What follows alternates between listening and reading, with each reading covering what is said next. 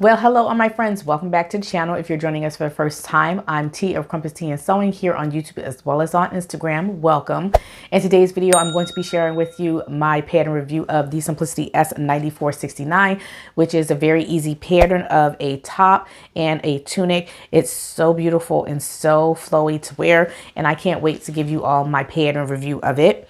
So this particular top has 4 different variations. You have different neckline variations as well as sleeve variations.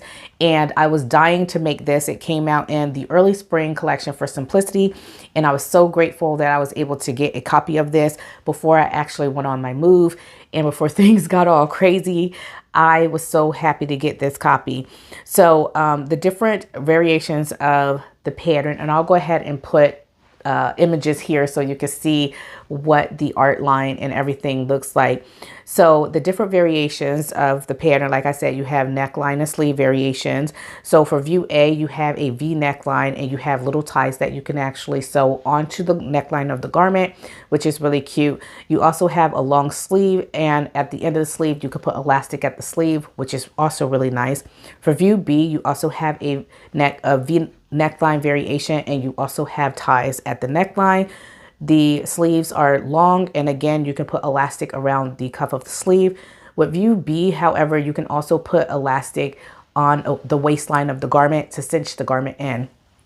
For view C, you have a different neckline completely. So this is like a keyhole opening or a rounded neckline opening, which is really cute. You have ties at the top of the garment, and you have a short sleeve that you could put elastic around the sleeve of the shorter sleeve. For view D, this is your longer tunic type style top. You still have that rounded keyhole opening with ties at the top of the neckline. And you also have long sleeves on this one, and you can put elastic at the bottom of the cuff as well. So with all of that said, I'm going to go ahead and tell you the view that I chose, the alterations that I've made, modifications, and all that good stuff. And I'm also going to tell you about an error on the pattern, so stay tuned for that. I have a clip that I'm going to insert so that you can actually see how you can correct that error. Although this pattern does have this error, and it is somewhat of it's not a major error, but if you go into the project and cut your pattern pieces out without knowing about this error, it can completely change the nature of your garment. So stay tuned. I will tell you how to correct that error. So the pattern suggests fabrics such as chambray, lawns, rayons, silky type fabrics, soft cottons, and you also have 14 pieces, and the sizes for this is 6 to 24. So for this particular pattern, I selected view, let's see here. I selected view C because I really like the rounded keyhole opening with the ties on the top. And I also did a modification to the sleeve.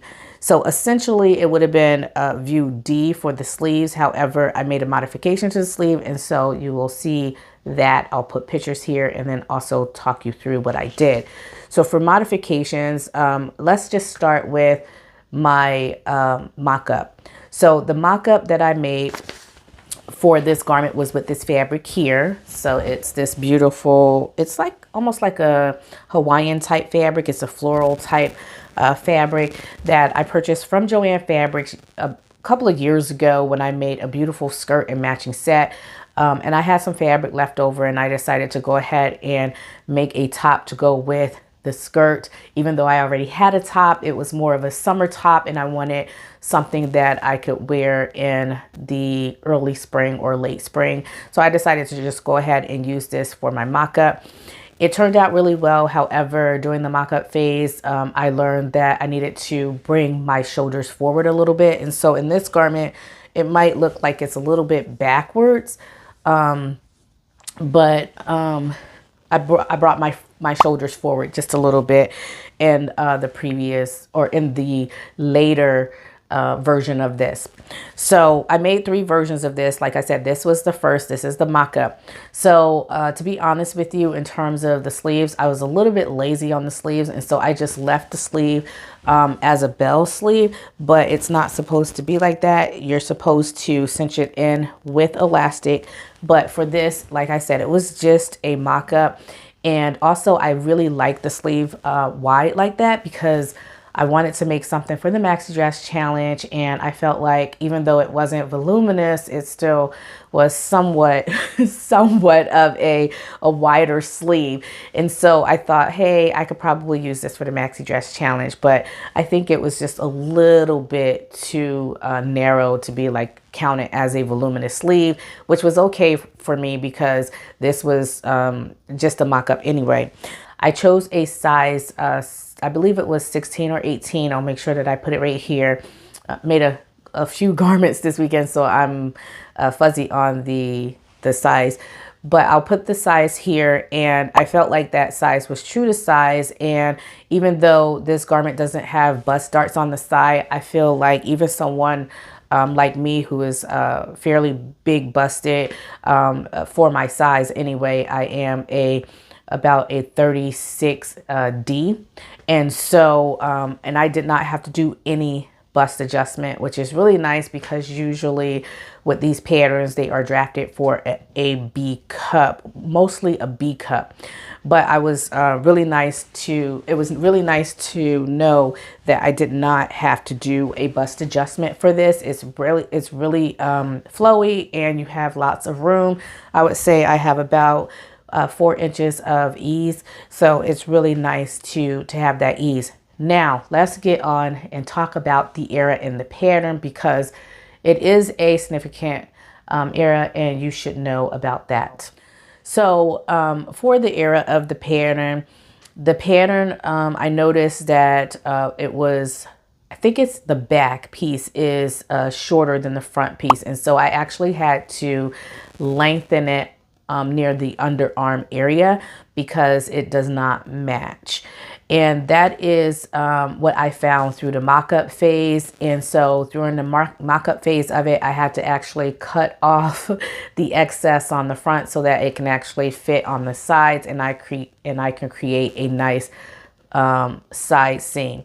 So I didn't really particularly like that in the pattern. I don't know why. I made sure that I checked the pattern twice, and I also made sure that I had the corresponding pieces. So views A and B are not, for the pattern piece for A and B, it's not the same for, I think, C and D. And so you have different pattern pieces, especially for the front, for the neckline. And so I wanted to make sure that I had the right pattern pieces that corresponded to the front and the back. And after I checked that, and I was, and then I rechecked my work and make sure that it wasn't anything that I did. And at this point, I did not make any adjustments to the pattern. So I didn't lengthen anything.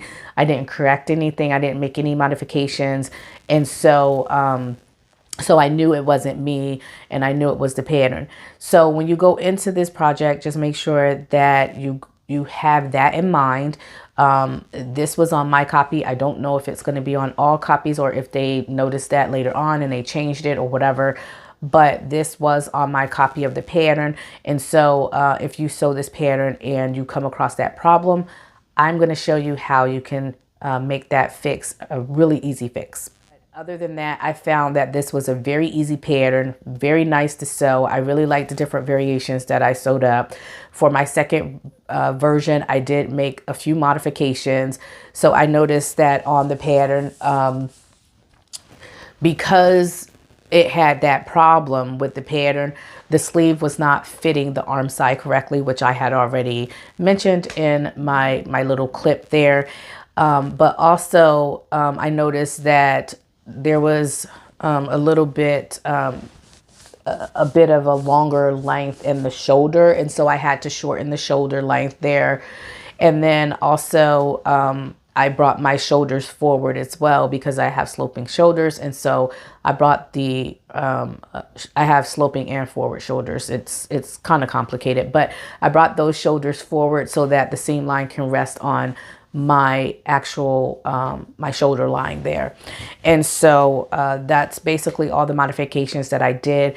For the second version, I made a cuff instead of putting elastic in the bottom of the sleeve. I decided to make a cuff, and I also did the spread and slash method on my sleeves, and I made a more voluminous sleeve. And I did that because, like I said, I wanted to make this for the maxi dress challenge, And so I did make a more voluminous sleeve. And so if that's something that you want to do and you want to use this pattern for the Maxi Dress Challenge, I would definitely say, you know, just do the spread and slash method. I like all the versions of this top. I particularly like the floral white, or I think it's more of a cream color. The floral cream purple fabrics. I think it really goes well with the pre-pleated Fortuny skirt that I made, and also really love it with the Mimi G skirt that I made. So it's the S9550. I'll be doing a pattern review of that as well, and so you'll be able to get more info on that when I do my review of that as well. So I really like the way that all these different garments turned out. I also wanted to make a solid color, so I made a purple version, and I really think I'm going to make at least 2 more versions of this before I actually put it away. I think it's a really fun pattern. I didn't have any problems. I thought that I would have problems with the neckline being too low. Oops, sorry. I thought that I would have problems with the neckline being too low and showing too much cleavage, but it's just really nice. I want to be able to sew the V-neck line as well to see what it looks like, but I really like the way that this turned out. And I like the ties. The tie pattern is a bit on the small end, but it's fine. You can definitely get through it, and you can definitely use a small safety pin to turn it out. I really do recommend this pattern. Although you have that problem, it's a really great pattern, and I hope that you all enjoyed the pattern review. If you have any questions or comments, please leave them in the comment section below. If you've sewn this pattern, if that pattern that you have purchased, that copy that you have purchased, if it had the same era, please let me know in the comment section below, because that let us know whether or not they have been mindful of that issue, and if they actually corrected that issue. If some people have that issue and some people don't, then that means that they may have corrected that problem, and that way I can report and let people know that that problem has been corrected. But other than that, yeah, let me know what your thoughts are of this pattern, if you sewed it before, and if you've liked it. Let me know in the comment section below. And I thank you all for your time and for stopping by and tuning in. I hope you all have a happy and blessed sewing week. And until next time, stay creative, my friends.